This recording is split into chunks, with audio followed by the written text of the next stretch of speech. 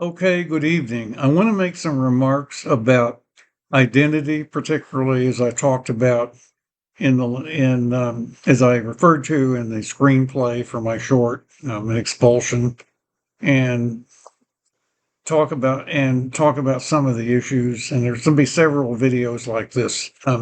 Let me first just go to a thematic picture. There's me as a teenager. I showed you that, and then this is a sign in the metro in Washington, D.C. last night going into New Year's Eve parties.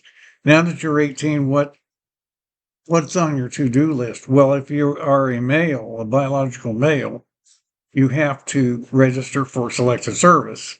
You do not have to if you're a biological female, and this biological sex is the only way that works right now. And Trump has indicated so far that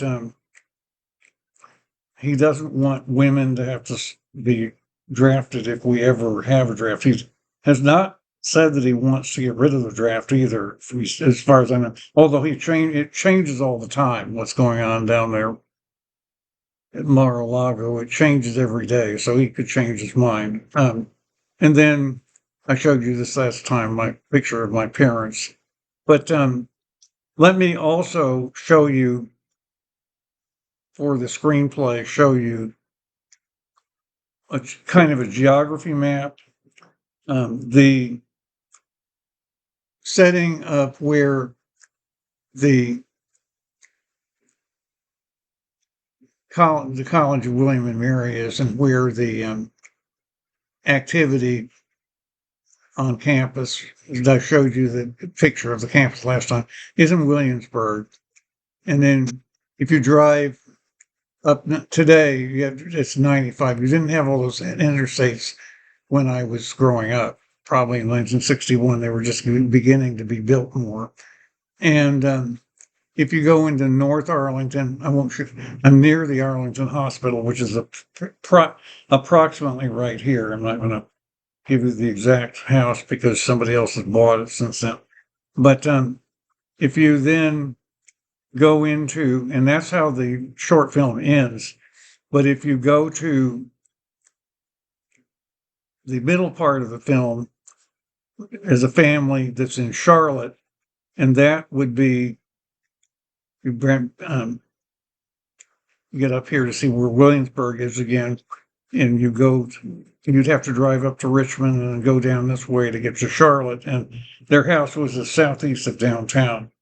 So I just thought I would show you that, and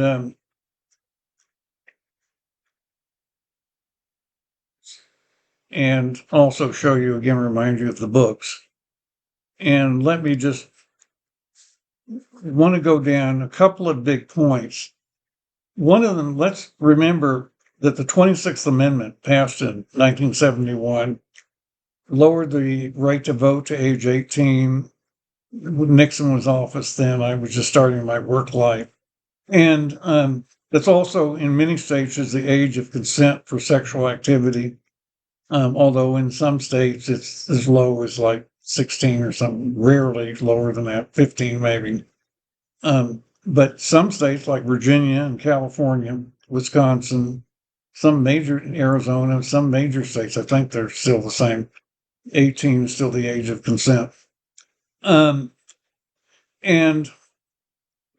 one of the things that came up was whether my calling myself a latent homosexual, whether I was essentially taking on an identity, what you might call a gender identity now in today's world, or what some people would call, or something that should be a protected category, or something that identifies me as having a certain kind of disposition. And because I did say in the first Do Ask, Do Tell book, I did say, I did refer to homosexual orientation as an identity. I'm basing a lot of it on Joe Steffen's book, material in his book, Honor Bound, which I have a reprinted copy of. I had the hard copy one time. And in the screenplay, I talk about whether latent homosexuality, which is where you don't act on it, don't have any sexual acts at all, or whether private homosexuality, where you have a double life, as it was before the internet. It's changed a lot with the internet, where people know that you have male, companions of the same sex, but where it's not made out, doesn't come out in public. Whether that should still be an identity that's protected by law. Of course, we all know that Project 2025 somehow threatens some of that. But even then, there were some reasons why this was problematic. And one of them is that if you're living in a confined space, like in a dorm, like I was in 1961, or in barracks in the military, which was what was argued in 1993, chapter 4 of the book. The other was chapter 1. Others that have to interact with you in a confined setting, if they know you have said you're a homosexual, even a latent homosexual, they will wonder if you could be scoping them. The scoping is an important verb. They probably start to understand that you wouldn't be attracted to very many people, but they would wonder if they were the one you were attracted to. Or if you weren't attracted to them, what does that mean? There's something wrong with them? Are you sort of setting yourself up as a person who passes judgment on them? That can be very distracting. And that was an argument that was made in the dorm in 1961, that it was interfering with the ability of young men who were 18. Then they were 18, but in 1961, we hadn't lowered the age down to 18 yet. You were still sort of your parents' responsibility then, which is an important point. But if you introduce this in a dorm, they're going to have doubts about their own ability in the future to have, a intimate life with a member of the opposite sex and have children and stay with that person for 40 or 50 years and raise a family. They're going to start having doubts as to whether they will do that. And I would even say, I'll just throw in today the idea of gay marriage that we officially made part of law in June of 2015. This is before things started to go downhill, and a lot of other things. One of the things is if you keep using the word marriage, then you conflate it with, or you detach it from the idea of that marriage used to be associated with the idea for the potential for procreation. If you use another word like civil union and give the same benefits, even Social Security benefits to partners and all of that, and allow adoption of children, for example, or foster children or something, anything like that, allow that. You're allowing people to participate in raising families, but you're still keeping an eye on the importance that you have to have children and keep a population stable. And that's becoming more an issue now as we all hear about fertility rates down and that destabilizing some countries. It's becoming an issue in international politics that could even affect the settling of some of these wars, like Ukraine and so forth. So that was the big concern. Family may not. If I was an only child, so that meant my family wasn't going to have a lineage. For some people, that's a big deal. If they're tied to the idea of belonging to a family and an ethnicity and so forth.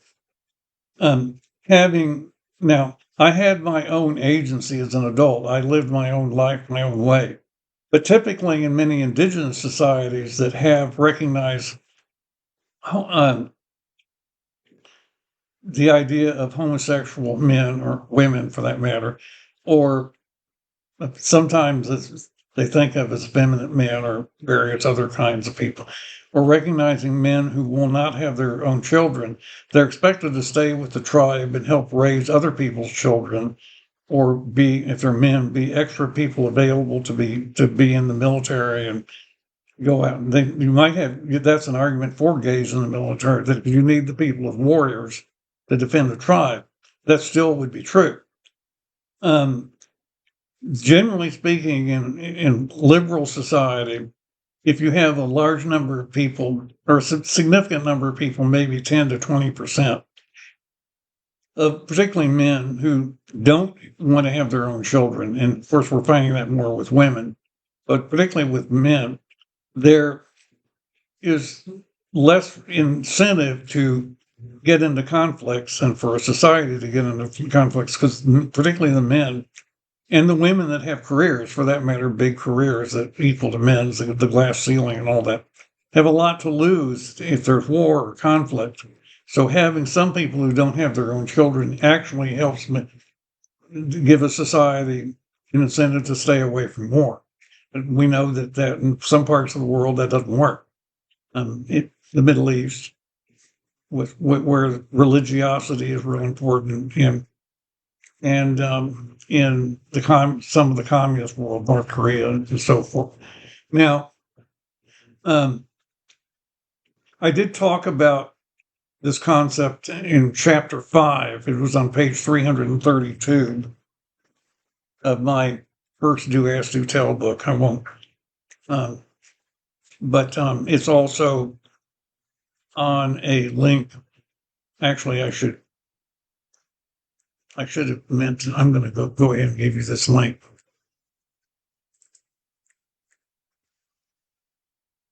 And I meant to set this up and didn't. But if you go to this and then go to the text of the books, and this is in chapter 5, in section 2, I talk about Joe Steffen and the idea that his idea that honor was an absolute, and saying when he was gay, even when he was at the Naval Academy in 1987, was a matter of personal integrity for him. And so that was part of his identity. And in writing the book, I went along with the idea that that's an identity. But then, as you know today, the idea of identity, gender identity, has enlarged to be politically important. Now, I just wanted to hold, this is Homosexuality, this Psychology of the Creative Process, a 1972 book, or 71, by Paul Rosenfels. And this is another book from the Ninth Street Center, We Knew Paul. It was published in 1973, I think. And remember that with Paul Rosenfels, you kind of had the 4 temperaments. You had polarities, masculine and feminine polarities, and then you had objective and subjective. So that's 4 combinations. You could say that masculine subjective and masculine objective and feminine subjective. I'm considered feminine subjective, by the way, in their way of thinking, would be gender identities. And then subjective masculine or objective feminine, which are kind of across with each other, would be seen maybe as like non-binary identities, if you wanted to think that way. Paul just wanted this to be used for personal growth internal within a community. This was before the internet, and this was people living in New York City mainly, who could have a work life, a separate life and work from their personal life, and this was for your personal life. And today that's harder to do, and with all the stuff with people putting everything online, even like I did, even before there was modern social media, you could find a lot of my stuff just by search engines. It got harder for schools that couldn't really talk about sex in lower grades, so they had to invent another way of talking about this. So gender identity could make a convenient way of idea. Now, gender expression is reasonably objective because it's defined in terms of society's norms. But gender identity, generally, with some very few exceptions, with very young children, with very unusual situations, gender identity, it's just whatever a person says it is. You don't even have to transition. So therefore, it's usually defined in a circular fashion. So the activism in the trans community to recognize this legally expects other people to go along with things that aren't objectively true or don't have a foundation in objective truth. And in a way that we don't see gay rights as having to go along with things. But we have to go back and remember that with dorm life in 61, as I show in my screenplay, it gets pretty brutal. And I think my screenplay, my short, really can hit pretty hard with what I do show. And then in the military in the 90s, as we got to the end of Don't Ask, Don't Tell, it was a big issue in the past because it was seen as intruding on the so-called privacy of straight people who needed to have full psychological access to normal marital life or incentive. So this also gets to the fact that, like my third book, speech is a fundamental right, being listened to is a privilege, is more about the responsibility of an individual who thinks he's different like I do, to fit in and take care of himself, to do well in society. That's really what it's about. It's like it's a moral imperative. And yes, that's part of the problem. With gender, with biological sex, sometimes we see things expected of men being eligible for the draft, although we don't have a draft now if we ever restored it. And it was certainly the case in the 1960s with the Vietnam War and the issue of student deferments and McNamara's morons and all of that kind of thing. If we ever had that again, it's an issue. So registration for selective service still is an issue. Women used to accept the responsibility that they are probably going to have children and stay at home and so forth. As women became equal in the workplace and started surpassing men in the workplace, fewer of them wanted to have children. And that's a big issue today. And in some parts of the world, but especially Russia, but even in Hungary with Orban and so forth, as well as Putin in Russia, that's becoming a real big issue. And it could affect international relations. And also just simply the question of marginalized groups, whether we make policy in terms of what affects a marginalized group. Well, then it's very tempted to make trans people, particularly trans minors, trans kids, not adults so much, but trans kids, a marginalized group, even though in a literal sense, logically, they may not exist in terms of being objectively definable. And even with adults, you have some problems in sports and women's spaces and restrooms and prisons and so forth. You have some legitimate issues where you're asking biological women to give up something when women have been seeing themselves as oppressed in the past. Biological women biological women were oppressed in the past. To give something up for the benefit of another group, trans women. So it gets to be being asked to give up something and go along with something that somebody else needs. Very sensitive. Yet it also seems that my whole story that follows, the short, that what would follow in the years go on, like in the closing credits of my short subject, was more about me. It wasn't really about meeting the needs of others in terms of their needs as much as it should have been. I was always concerned about my own agency. The best way to have agency and have responsibility for others is to have children in a family. So you have your skin in the game. That's Talib's book in 2018. You have a real purpose that sometimes others have to have some part in defining. And so sometimes you have to speak for the needs of others, not just for your own thinking, even though you may think you're very good at critical thinking and don't like to be expected to go along with others when you think they're wrong. So that's just what I wanted to get into tonight. And we'll continue the discussion in further videos soon, but I do thank you for listening.